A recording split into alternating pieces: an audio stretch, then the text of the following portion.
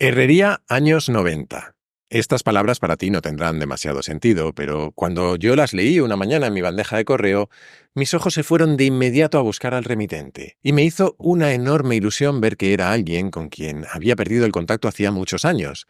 Lo enviaba Rubén, al que mando un abrazo desde aquí, que al parecer llevaba tiempo escuchando el podcast hasta que un día le dio por buscar mi nombre en internet y al ver las fotos alucinó tanto como yo con su mensaje al darse cuenta de que nos conocíamos. El caso es que este reencuentro, por sorpresa, me transportó mentalmente a una edad que, por otro lado, nunca he tenido la sensación de abandonar del todo. Y esto va a requerir algo de explicación, pero nos llevará a algún sitio, lo prometo. Te he hablado alguna vez de esa casa que tengo perdida en la serranía de Cuenca. Está en una aldea que suele conocerse como La Herrería. Allí pasé unos cuantos veranos de mi vida, casi todos los que recuerdo hasta los 15 o 16 años, es decir, en los años 90. Ahora seguro que tiene más sentido ese asunto que te decía antes. Y aunque era y es un sitio realmente aislado y en invierno apenas vivía nadie allí, a partir de junio poco a poco iba llenándose hasta que nos juntábamos un grupo de 15 o 20 chavales y pasábamos los días con las bicis jugando al baloncesto en una canasta mal puesta en la pared de una iglesia, o al fútbol entre cardos y piedras, o incluso a una especie de escondite en el que pegábamos patadas a una lata. También bajábamos a bañarnos al río, nuestros padres nos llevaban a las fiestas de los pueblos de alrededor y veíamos, claro, Bola de Dragón, jugábamos a la Super Nintendo primero y a la PlayStation después. En fin, que eran de esos veranos que todos recordamos eternos. Veranos en los que te reencontrabas con tus amigos, año tras año, a medida que ibais poco a poco recorriendo las etapas que os llevaban desde la niñez a la adolescencia, a esa época en la que, como dice Rodrigo Cortés, los padres se vuelven insoportables. Esa misma época en la que se forjan muchos de nuestros gustos y en la que, sin saberlo, empezamos a sembrar las semillas de una de las fuerzas más poderosas que existen y a la que vamos a dedicar el capítulo de hoy, la nostalgia.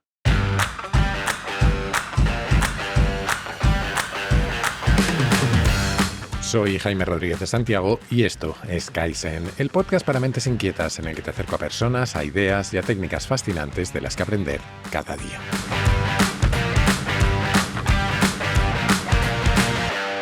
Es posible que se te haya dibujado una ligera sonrisa al escuchar mi descripción de aquellos veranos. Tal vez te haya recordado a los tuyos en esos años o en otros.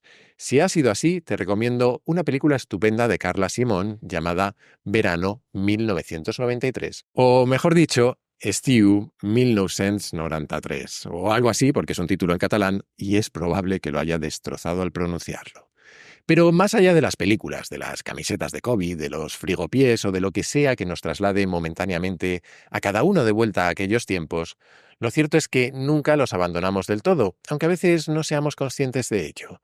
Y nos sucede a todos, no solo a quienes padecemos de ese síndrome de Peter Pan que tan importante es para mí. La palabra nostalgia es una de mis favoritas. Está construida a partir de dos términos griegos. Por un lado, nostos, que significa regreso, y por otro, algia, que significa dolor. Sería el dolor que sentimos al vernos ausentes de nuestra patria, de nuestra familia o de nuestros amigos o de otros tiempos. La propia palabra es un término relativamente moderno. Fue acuñada por un médico suizo, Johannes Hofer, en 1688. Eso sí, lo que hoy consideramos nostalgia es muy diferente de cómo se definía hace poco más de un siglo, porque Hofer la inventó para dar nombre a una enfermedad, una que incluso podía llegar a ser mortal. Así lo cuenta Agnes Arnold Foster en su libro Nostalgia, A History of a Dangerous Emotion, algo así como Nostalgia, historia de una emoción peligrosa, pero creo que no está traducido al castellano. Aquel médico la identificó primero como un desorden que afectaba a los soldados mercenarios que batallaban por toda Europa, lejos de sus lugares de origen. Quienes la sufrían experimentaban un deseo agudo y desesperado por volver a casa, una especie de melancolía, hasta el punto de que los ejércitos llegaron a prohibir, bajo pena de muerte, que se cantaran determinadas canciones que podían despertar esta emoción en sus soldados. Esa extraña enfermedad no afectaba únicamente a los militares. También la padecían mujeres jóvenes que emigraban como sirvientas o niños y niñas que eran enviados lejos de sus casas a estudiar o a ser criados. Aquella pandemia emocional pareció empezar en los Alpes, pero acabó extendiéndose por toda Europa, con olas especialmente intensas en otoño, cuando la caída de las hojas de los árboles invitaba a los melancólicos a pensar en el paso del tiempo y en su propia mortalidad. Hoy nos suena a broma, pero en la Europa del siglo XIX, la nostalgia era una de las enfermedades más estudiadas por los médicos. Se decía que provocaba letargo, depresión y alteraciones del sueño. También tenía síntomas físicos, como palpitaciones, fiebre o demencia. Para algunos llegaba incluso a ser fatal, ya que acababan sumidos en un estado de tristeza tan profundo que dejaban de comer y morían poco a poco. Y por si fuera poco, no afectaba únicamente a los individuos. Los médicos franceses del XIX la consideraban un producto de los cambios que estaba experimentando el país y la sociedad. Con la llegada de los canales de agua, el telégrafo o el ferrocarril, Francia, como otros países europeos, sufrió una transformación vertiginosa. Millones de trabajadores migraron del campo a la ciudad. Además, las guerras que se libraban en el extranjero, la creciente identidad nacional de los países y también lo intensitos que se pusieron en el romanticismo favorecieron la sensación de desconexión con el presente y de pérdida de una cultura y una comunidad que veían desvanecerse. Y quizás ahí empezó el otro gran cambio de la nostalgia. Porque a lo largo del siglo XX no solo pasó de ser una enfermedad preocupante a una emoción bastante benigna, como veremos enseguida, sino que gradualmente dejó de asociarse al espacio para asociarse al tiempo. Pasamos de sentir nostalgia por lugares a sentirla por momentos, y lo que era una enfermedad acabó convertido en una poderosísima herramienta de persuasión.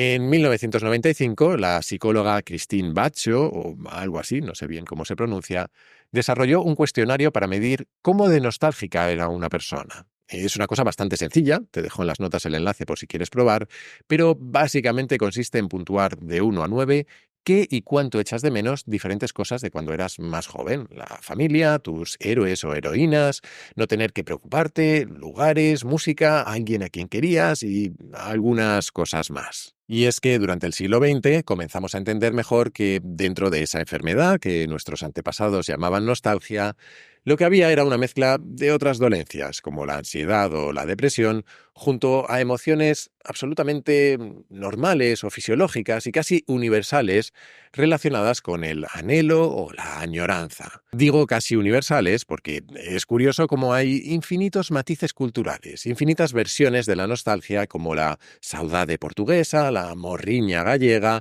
o el Sehnsucht alemán o algo así, que es un sentimiento sobre los elementos imperfectos y sin terminar de la vida, junto al anhelo de una alternativa ideal. Una especie de utopía sobre el pasado. Claro que los alemanes son especialitos, porque por tener tienen incluso otra palabra, la Ostalgie, que es una mezcla entre nostalgia y este, y que crearon para hablar de la sensación de echar de menos aspectos específicos de la vida en la Alemania soviética.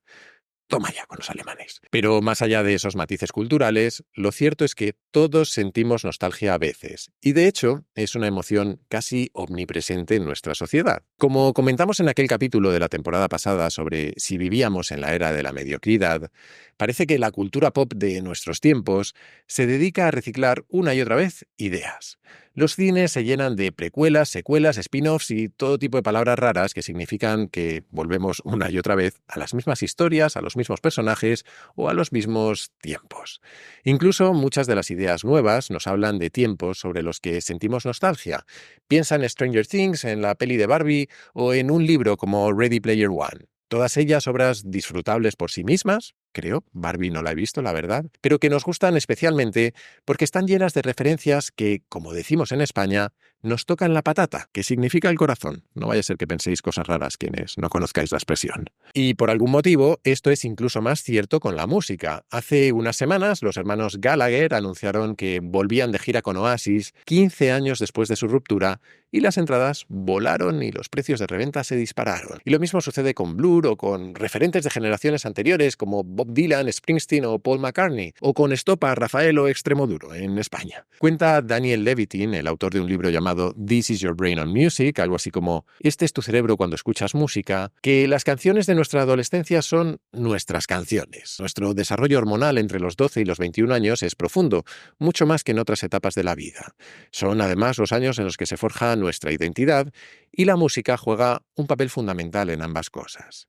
En mi caso fue, de hecho, Rubén, uno de los amigos que me descubrieron Extremoduro con el irrebatible argumento de que cantaban "Voy a hacer un tambor de mis escrotos". Y aunque quizás no fue el mejor ejemplo, a mí me convenció y le estaré eternamente agradecido por ello. De la misma forma que en mi cabeza tienen un lugar especial algunos discos de los Doors, los Clash, Rem, B.B. King o John Lee Hooker, porque sonaban en el coche de mis padres cuando viajábamos. Hay quien ha tomado esta idea y la ha convertido en una página web. Si vas a thenostalgiamachine.com y eliges un año, te saca una lista de los principales éxitos musicales de ese año. Vale, esto está muy bien, pero ¿para qué sirve? ¿Por qué tenemos esa necesidad de sentir nostalgia?